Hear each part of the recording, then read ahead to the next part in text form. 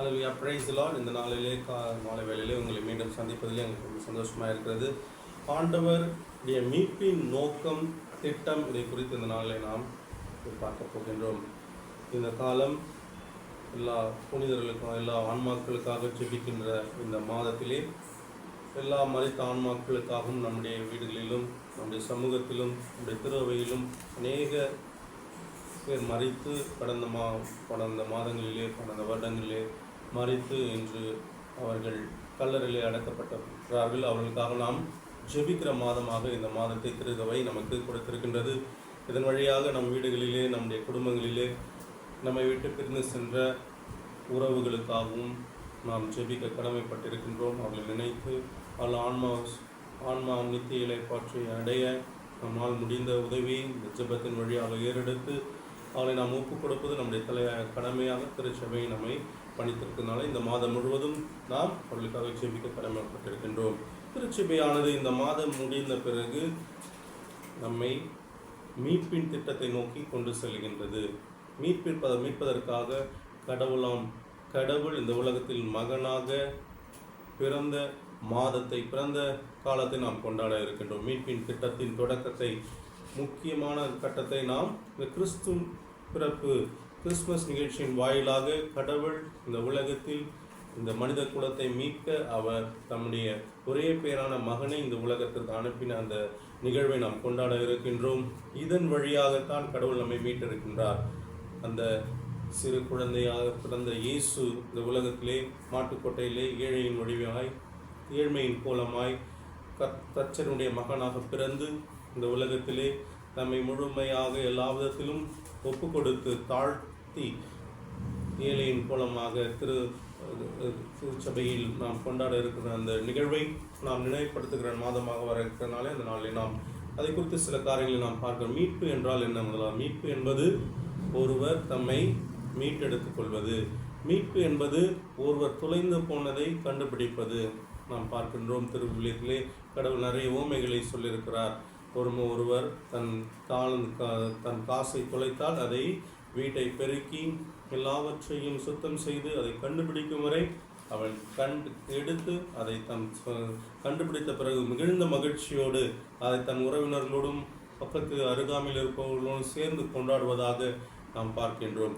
அதே போல 91 ஆடுகள் நல்ல காட்சி தன்னை பின்பற்றி வந்த 99 ஆடுகளை இந்த பாலை நிலத்தில் விட்டு அது தொலைந்து போன ஒரு ஆடை தேடி ஆண்டவர் போகின்றார். அதுதான் மீட்பு என்பது, தொலைந்து போன ஒன்றை கண்டுபிடிப்பது. ஏற்கனவே நமக்கு கொடுக்கப்பட்ட, ஏற்கனவே கடவுள் நமக்கு தொடக்க ஆதி பெற்றோர்களுக்கு கொடுத்த அந்த ஏதேன் தோட்ட அனுபவத்தை விட்டு நாம் வந்த நாட்களை குறித்து ஆண்டவர் கவலைப்பட்டு நம்மை மீட்க அவர் நம்முடைய திட்டத்தை நிறைவேற்றுகின்றார். அவர் அநேக சமயங்களிலே ஆதாம் ஏவாள் பாவம் செய்து அந்த தோட்டத்தை விட்டு வெளியே அனுப்பப்பட்ட நாள் முதல் கொண்டு இந்த மீட்பின் திட்டத்தை அவர் செயல்படுத்த பல்வேறு முறைகளிலே அவர் முயற்சி செய்து வந்தார். தொடக்க காலத்திலே இறைவாக்கினர்களை அனுப்பி தம்முடைய மக்களை மீண்டுமாய் தன்னுடைய பிள்ளைகளாக மாற்றிக்கொள்ள அவர் அநேக முயற்சிகளை மேற்கொள்கின்றார். இறைவாக்கினர் சொல்லப்போனால் மோசே தொடங்கி எலியா எல்லாரும் இங்கே வந்து இந்த உலகத்திலே வந்து தம் மக்களை எப்படியாவது மீட்டு தன்னுடைய அன்பின் எல்லைக்குள்ளே தன்னுடைய உறவுக்குள்ளே கொண்டு வர வேண்டும் என்று இயேசு பல விதத்திலே அவர் முயற்சி செய்து, ஆனால் அது எல்லாவற்றிலும் நிறைவு பெறாதவராய் இருந்ததினாலே அவர் சொன்ன மீட்பின் திட்டத்தை, அவர் ஏற்படுத்தியிருந்த மீட்பின் திட்டத்தை அவர் நிறைவேற்ற தன்னுடைய சொந்த மகனையே அனுப்ப அவர் தீர்மானிக்கின்றார். கலாத்தியர் 4:4 இவ்வாறு சொல்லப்படுகின்றது: ஆனால் காலம் நிறைவேறிய போது திருச்சட்டத்திற்கும் உட்பட்டிருந்த நம்மை மீட்டு தம் பிள்ளைகள் ஆக்குமாறு கடவுள் தன் மகனை பெண்ணிடம் பிறந்தவராகவும் திருச்சட்டத்திற்கு உட்பட்டவராகவும் அனுப்பினார் என்று எழுதப்பட்டிருக்கின்றது. காலம் நிறைவேறிய பொழுது அவர் வைத்திருந்த திட்டங்கள் நிறைவேற்றுவதற்கான ஒரு காலத்தை அவர் வைத்திருந்தார். அந்த காலம் நிறைவேறின பொழுது அவர் இப்பொழுது இறைவாக்கினர் அல்ல, மாறாக தன்னுடைய சொந்த மகனே இந்த உலகிற்கு அனுப்பி நம்மை மீட்க ஆண்டவர் எல்லா விதத்திலும் தன்னுடைய கடைசி முயற்சி அவர் மேற்கொள்கின்றார். உலகத்திலே அநேக மீட்பர்கள் வந்ததாக கூறப்படுகின்றது. அநேக தங்களையே மீட்பராக காண்பித்துக் கொண்டு அநேக அற்புதங்களை அடையாளம் செய்தவர்களும் உண்டு. அவர்கள் எல்லாம் போலி இறைவாக்குனர்களாகவும் போலி மீட்பர்களாக இருந்தாலும் சிலுவை சாவின் வழியாக தம்மையே ஒப்பு கொடுத்து சிலுவை சாவின் வழியாக தம்மையே முழுமையாக அழித்து இந்த உலகத்திற்கு மீட்பை கொண்டு வந்தவர் தான் நம் ஆண்டவராகிய இயேசு கிறிஸ்து. அதுதான் உண்மையான மீட்பு. அநேக பேர் இதற்கு முன்னதாகவும் அதுக்கு பின்னதாகவும் நான் தான் மீட்பர் என்று சொல்லி வந்தவர்கள் எல்லாருமே இந்த உலகத்தினுடைய எல்லா சுகபோகங்களையும் எல்லாவற்றையும் அனுபவித்தவர்களாகவும் எல்லா விதமான காரியங்களை அவர்கள் ஈடுபட்டவராகவும் தாங்கள் மறிப்பதை எந்த விதத்திலும் வெளிப்படுத்தாதவராகவும் இப்படிப்பட்டதான கோர சாவை ஏற்கும் அளவிற்கு துணியாதவர்களாக இருந்தனாலே நம்முடைய மீட்பர் உண்மையான மீட்பர் அவர்தான் இயேசு கிறிஸ்து. இந்த மீட்பை நாம் கொண்டாட போகின்றோம். இந்த மீட்பிற்கான எல்லா தயாரிப்புகளையும் நாம் உலகார்ந்த காரியங்களில் ஈடுபட நாம் மிகவும் விரைவாக இருக்கின்றோம். அநேக ஆடம்பரமான பண்டங்களையும் எல்லா விதமான அலங்காரங்களையும் ஒளி விளக்குகளையும் நல்ல புது புத்தாடைகளையும் அணிந்து நாம் கிறிஸ்துமஸ் விழாவை கொண்டாடுகிறோம். ஆனால் உண்மையாக இந்த மீட்பை நாம் ஏற்றுக்கொண்டிருக்கிறோமா? உண்மையாக கடவுள் திட்டத்தை நாம் உணர்ந்து அதற்கான தயாரிப்புகளில் ஈடுபடுகிறோமே என்றால் ஒரு பெரிய கேள்விக்குறியாகத்தான் இருக்கின்றது. நாம் மீட்பெழுந்திருக்கின்றோம், இயேசுவால் மீட்கப்பட்டிருக்கின்றோம். இயேசு கிறிஸ்து தம் சொந்த இரத்தத்தினாலே கழுவி சொந்த இரத்தத்தை சிந்தி சிலுவை மரணத்தின் வழியாக நம்மை மீட்டிருக்கின்றார் என்ற உணர்வு நமக்கு இருக்கிறது என்றால் ஒரு பெரிய கேள்விக்குறியாக தான் இருக்கு. அதனால அதை நாம் சற்று இந்த வேளையை நாம் தியானிக்க கடமைப்பட்டிருக்கின்றோம். ஏன் மீட்பு நமக்கு தேவை? மத்தேயு அதிகாரம் 9 13 வசனம் இவ்வாறு சொல்கின்றது. மத்தேயு 9 13 நேர்மையாளர்கள் அல்ல பாவிகளை தேடியே கடவுள் வந்தார். நம் கடவுள் நேர்மையாளர்களை தேடி வரவில்லை. மருத்துவர் யாருக்கு தேவை? நோய்வாய்ப்பட்டவர்களுக்கு மருத்துவர் தேவைப்படுகின்றார். நாம் கடவுள் இயேசு மருத்துவராக, ஒரு குணமாக்குவராக, ஒரு மீட்பை அளிக்கின்றவர் நம்மை தேடி வந்திருக்கின்றார். நாம் பாவிகளாக இருக்கும் பொழுதே நம்மை அன்பு செய்தார் என்று நாம் பார்க்கின்றோம். நாம் பாவிகளாகவே இருக்கும் பொழுதே அவர் நமக்கு ஒரு மீட்பரை அனுப்பினார். அந்த மீட்பர் தான் இயேசு கிறிஸ்து.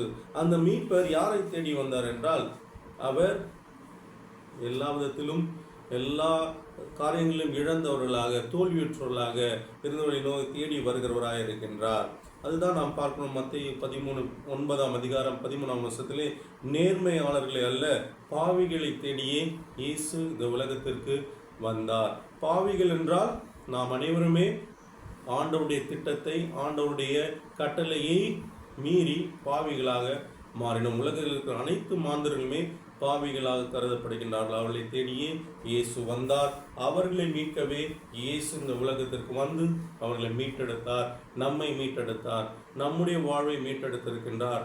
நம்முடைய வாழ்க்கையை முழுமையாக அவர் மீட்டெடுத்து நம்மை இதுவரையிலும் நம்மை சொந்த பிள்ளையாக ஏற்றுக்கொள்வதற்கு அதற்கு மீட்பின் திட்டத்தின் முக்கிய நோக்கம், கடைசி நோக்கம் என்னவென்றால் தம்மை நாம் அனைவரையும் அவருடைய பிள்ளையாக மாற்றுவது.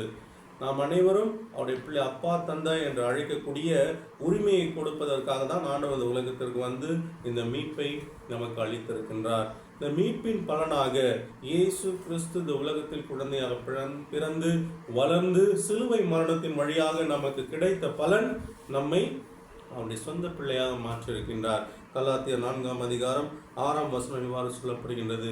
அடிமைகளாக அல்ல, மாறாக அப்பா தந்தா என்று அழைக்கக்கூடிய உரிமையை நமக்கு பெற்று தந்திருக்கிறது இந்த மீட்பு. இந்த மீட்பு நமக்கு அப்பா என்று அழைக்கக்கூடிய, நம் கடவுளை, இந்த உலகத்தை படைத்த அண்ட சராசரங்களை உருவாக்கின கடவுளை அப்பா என்று அழைக்கக்கூடிய உரிமையை நமக்கு பெற்றுக் கொடுத்ததுதான் மீட்பு நமக்கு கொடுத்த பலனாக இருக்கின்றது. லூக்கா நற்செய்தி 19 இப்படி சொல்லுகின்றது. இழந்து போனதை மீட்கவே மானிட மகன் வந்தார்.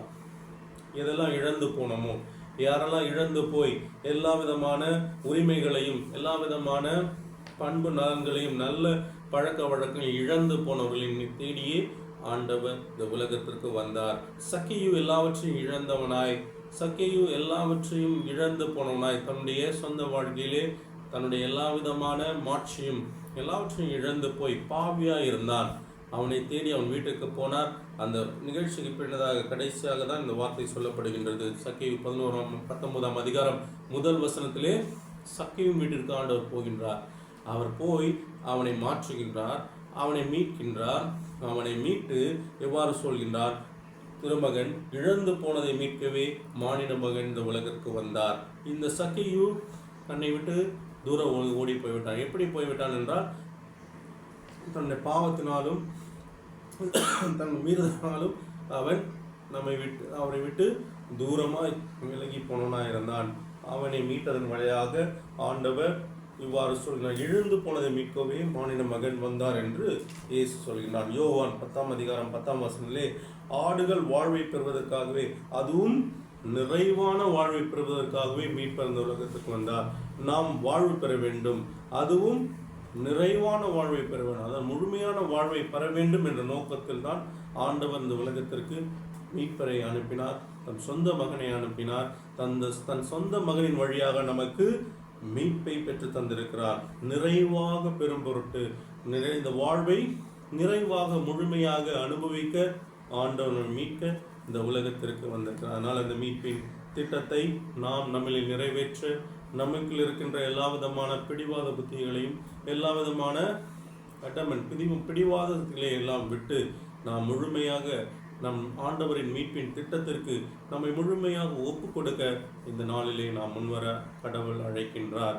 இந்த திருவருகையின் காலத்திலே நாம் மீண்டும் ஒரு விசையாக கடவுளுடைய மீட்பை பெற்றுக்கொள்ள, அனுபவிக்க, அதன் வழியாக நாம் அவன் பிள்ளையாக மாற்றப்பட நம்மை ஒப்பு கொடுக்க இந்த வழியாக ஆண்டவர் நம்மை அழைக்கிறார். இந்த இறைவார்த்தைகள் வழியாக நாம் கேட்ட எல்லா இறைவார்த்தைகளையும் உணர்ந்து அறிந்து அதை ஏற்றுக்கொண்டு நாம் கடவுளின் மீட்பின் திட்டத்தை நம்மை முழுமையாக ஒப்புக் கொடுப்போம். ஆமென்.